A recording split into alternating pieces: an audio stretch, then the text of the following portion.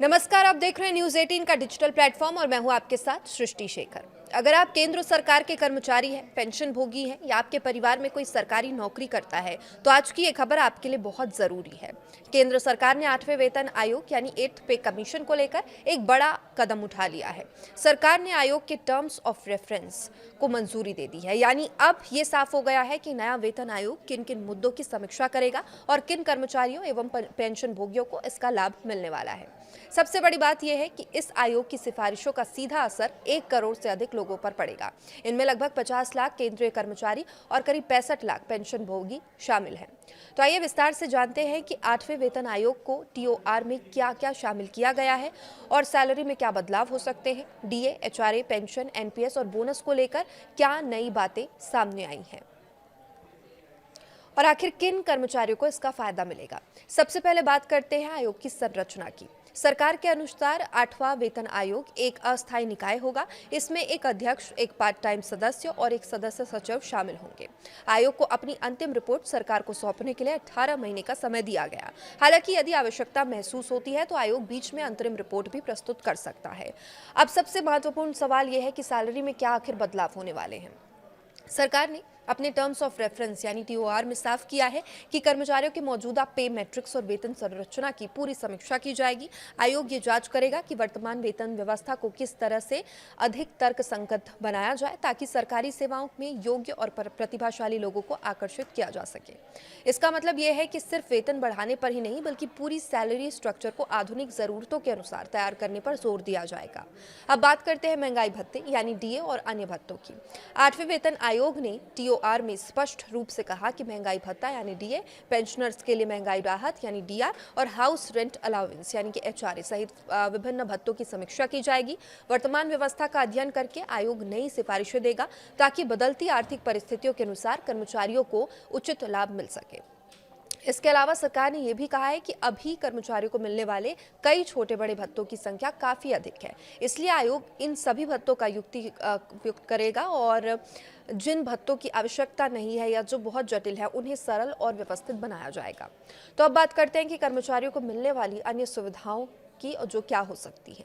आयोग केवल वेतन और भत्तों तक सीमित नहीं रहेगा। इसके दायरे में वार्षिक वेतन वृद्धि, प्रमोशन नीति, कर्मचारियों को मिलने वाली नगद तथा गैर नगद सुविधाओं की भी समीक्षा शामिल है। यानी भविष्य में कर्मचारियों के करियर ग्रोथ और सेवा शर्तों में भी बदलाव देखने को मिल सकता है। अब समझते हैं कि ऐसे मुद्दे पर किस पर इस बार विशेष ध्यान दिया गया है। तो परफॉर्मेंस आधारित वेतन और इंसेंटिव पर ध्यान दिया गया। सरकार चाहती है सरकारी कार्य संस्कृति अधिक प्रभावी, जवाबदेह और परिणाम आधारित बने और यही वजह है कि आयोग को ये जिम्मेदारी दी गई है कि वो ऐसा वेतन ढांचा यानी सैलरी स्ट्रक्चर तैयार करे जिससे कर्मचारियों को बेहतर प्रदर्शन के लिए प्रोत्साहन मिले। इसके अलावा वर्तमान बोनस योजनाओं की समीक्षा की जाएगी। संभावना है कि भविष्य में बोनस को केवल सेवा अवधि के बजाय कर्मचारियों के प्रदर्शन और उत्पादकता से भी जोड़ा जा सकता है। इसके अलावा उत्कृष्ट कार्य करने वाले कर्मचारियों के लिए कई इंसेंटिव स्कीम की भी सिफारिश की जाएगी जिसमें वित्तीय और प्रदर्शन आधारित दोनों प्रकार के मापदंड शामिल हो सकेंगे। अब बात करते हैं पेंशन भोगियों के लिए सबसे महत्वपूर्ण अपडेट की। 8वां वेतन आयोग पेंशन से जुड़े सभी महत्वपूर्ण पहलुओं की भी समीक्षा करेगा। अगर कोई कर्मचारी राष्ट्रीय पेंशन प्रणाली यानी एनपीएस या यूनिफाइड पेंशन प्रणाली यानी कि यूपीएस के अंतर्गत आता है तो उसके लिए डेथ कम रिटायरमेंट ग्रेच्युटी के नियमों की समीक्षा की जाएगी और आवश्यक बदलाव सुझाव जाएंगे। और वही कर्मचारी एनपीएस या यूपीएस के दायरे में अगर नहीं आते तो उनके लिए भी मासिक पेंशन और ग्रेच्युटी की समीक्षा की जाएगी। इतना ही नहीं, आयोग बिना अंशदान वाली पेंशन योजनाओं की वित्तीय लागत का भी आकलन करेगा ताकि सरकार भविष्य की वित्तीय जिम्मेदारियों का सही अनुमान लगा सके। अब सवाल यह है कि आयोग अपनी सिफारिशें किन आधारों पर देगा। सरकार ने टीओआर में साफ कहा है कि आयोग केवल कर्मचारियों के हितों को नहीं देखेगा बल्कि देश की आर्थिक स्थिति को भी ध्यान में रखेगा।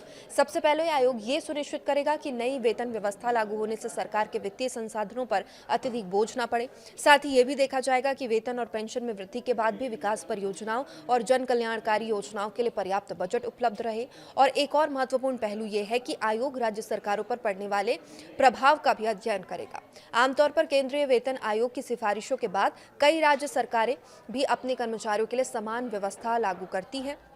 इसलिए राज्यों की वित्तीय स्थिति का मूल्यांकन भी इस प्रक्रिया का हिस्सा होगा। इसके अलावा आयोग सार्वजनिक क्षेत्र के उपक्रमों यानी कि सीपीएसयूज और निजी क्षेत्रों में मिलने वाले वेतन सुविधाओं और कार्य परिस्थितियों की तुलना भी करेगा, ताकि सरकारी कर्मचारियों के लिए एक संतुलित और प्रतिस्पर्धी वेतन ढांचा तैयार किया जा सके। अब जानते हैं कि आखिर किन कर्मचारियों को 8वें वेतन आयोग का लाभ मिलेगा। इसकी सिफारिशें केंद्र सरकार के विभिन्न विभागों और एजेंसियों के कर्मचारियों पर लागू होगी। इनमें औद्योगिक और गैर औद्योगिक केंद्रीय कर्मचारी शामिल हैं। अखिल भारतीय सेवाओं के अधिकारी भी इसके दायरे में आएंगे और सशस्त्र रक्षा बलों के कर्मचारी भी इससे लाभान्वित होंगे। केंद्र शासित प्रदेशों के कर्मचारी भी आयोग की सिफारिशों के पात्र होंगे। भारतीय लेखा परीक्षा और लेखा विभाग के अधिकारी कर्मचारी भी इसमें शामिल हैं। संसद के अधिनियमों के तहत स्थापित नियामक निकायों के सदस्य कर्मचारी, हालांकि भारतीय रिजर्व बैंक इससे बाहर रहेगा। इसके अलावा सुप्रीम कोर्ट के अधिकारी कर्मचारी, केंद्र शासित प्रदेशों द्वारा वित्त पोषित हाई कोर्ट के कर्मचारी तथा केंद्र शासित प्रदेशों की अधीनस्थ अदालतों के न्यायिक अधिकारी भी इस आयोग के दायरे में शामिल किए गए।